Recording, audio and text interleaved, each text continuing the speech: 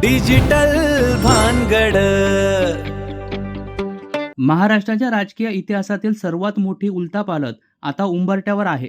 तुम्ही कधी विचार केला आहे का की एका रात्रीत महाराष्ट्राचा राजकीय नकाशा पूर्णपणे बदलू शकतो? सध्याच्या 48 लोकसभा जागा थेट 72 वर आणि 288 विधानसभा जागा 400च्या पार जाणार असल्याच्या चर्चांनी संपूर्ण देशाचं लक्ष वेधून घेतलंय. 16 एप्रिल रोजी केंद्र सरकारने अचानक बोलावलेलं 3 दिवसाचं विशेष अधिवेशन ही केवळ चर्चा नसून भारतीय लोकशाहीची चौकट बदलणारा निर्णय ठरू शकतो. यामध्ये केवळ मतदारसंघाची पुनर्रचना होणार नाही, तर 33% महिला आरक्षणाचं ऐतिहासिक पाऊल देखील उचललं जाण्याची शक्यता आहे.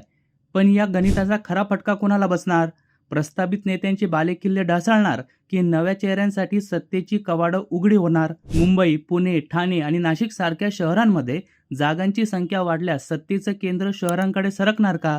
राजकारणातील हा गणिताचा खेळ नेमका कोणाच्या पथ्यावर पडणार आणि कोणाचा गेम करणार, या सर्व प्रश्नांची उत्तरं 16 एप्रिलच्या त्या ऐतिहासिक अधिवेशनात दडलेली आहे.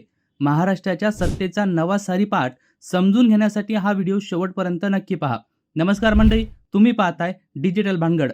भारतीय लोकशाहीच्या इतिहासात कदाचित सर्वात मोठी आणि निर्णायक ठरणारी राजकीय पुनर्रचना आता उंबरठ्यावर येऊन ठेपली आहे. देशातील राजकीय संरचनेत आमूलाग्र बदल घडून आणण्याच्या हालचाली केंद्र सरकारकडून अत्यंत वेगानं सुरू असल्याचं स्पष्ट संकेत मिळत आहेत.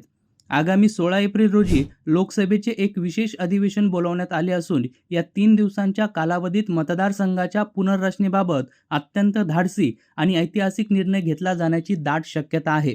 या संभाव्य निर्णयामुळे केवळ देशाच्याच नव्हे तर विशेषतः महाराष्ट्राच्या राजकारणात प्रचंड मोठी उलथापालथ होऊ शकते.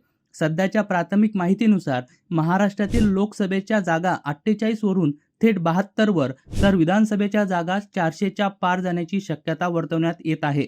हे बदल केवळ आकड्यांचे खेळ नसून ते राज्याच्या आणि देशाच्या सत्तेचा संपूर्ण पोत बदलून टाकणारे ठरणार आहेत. नुकतेच संसदेचे अर्थसंकल्पीय अधिवेशन पार पडले असताना अचानक 16 एप्रिल पासून विशेष अधिवेशन बोलावल्यामुळं संपूर्ण राजकीय वर्तुळात चर्चांना उधाण आलंय. हे अधिवेशन अचानक का बोलावले गेले, याचे उत्तर महिला आरक्षण आणि लोकसभेच्या जागांमधील वाढ या 2 महत्त्वाच्या मुद्द्यांमध्ये दडलेले असल्याचे समजते.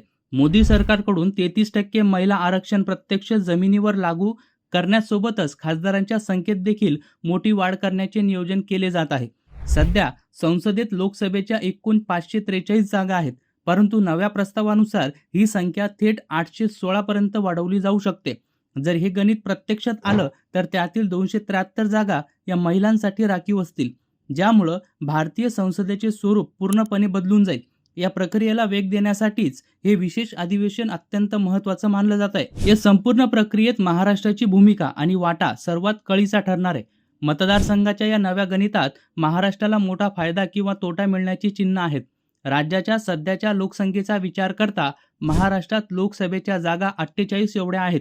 प्रस्तावित पुनर्रचनेनुसार यामध्ये 24 जागांची भर पडून ही संख्या जवळपास 72 वर पोहोचू शकते. लोकसभेच्या जागांमध्ये इतकी मोठी वाढ होणं याचा अर्थ केंद्राच्या राजकारणात महाराष्ट्राचा प्रभाव आणखी वाढवणे असा होतो. केवळ लोकसभाच नव्हे तर राज्याच्या विधानसभेतही मोठे बदल अपेक्षित आहेत.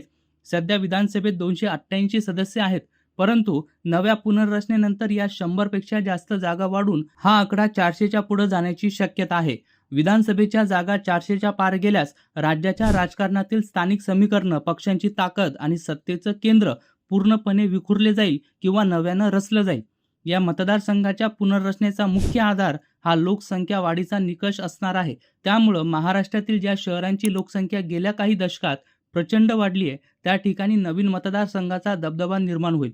प्रामुख्यानं मुंबई, पुणे, नागपूर, ठाणे आणि नाशिक या 5 शहरांवर या प्रक्रियेचा सर्वाधिक प्रभाव पडेल. मुंबईत सध्या असलेल्या जागांमध्ये 2 ते 3 नवीन लोकसभा मतदारसंघाची भर पडू शकते. पुणे आणि ठाणे ही शहरं वेगानं विस्तारत असल्यामुळं त्या ठिकाणी नवीन विधानसभा आणि लोकसभा मतदारसंघ तयार होणे अनिवार्य झालं आहे. विशेषतः शहरांच्या उपनगरांमध्ये ज्या ठिकाणी नागरीकरण वेगानं झालं आहे त्या ठिकाणी मतदारांची संख्या लाखांनी वाढली आहे. प्रशासकीय सोयीसाठी आणि मतदारांच्या योग्य प्रतिनिधित्वासाठी या भागांचं विभाजन करून नवीन मतदारसंघांची निर्मिती केली जाणार आहे. यामुळं शहरी भागाचा राजकीय प्रभाव ग्रामीण भागाच्या तुलनेत अधिक वाढण्याची शक्यता नाकारता येत नाही. जागावाढीच्या या निर्णयामुळे राजकारणातील सत्तेचा सारीपाट पूर्णपणे बदलणार आहे. सध्या जे प्रस्थापित नेते आपल्या बालेकिल्ल्यांवर पकड ठेवून आहेत त्यांच्यासमोर नवीन भौगोलिक सीमांमुळं मोठी आव्हानं उभं राहतील. मतदारसंघाचे विभाजन झाल्यामुळं अनेक नेत्यांचे पारंपरिक मतदार विभागले जातील.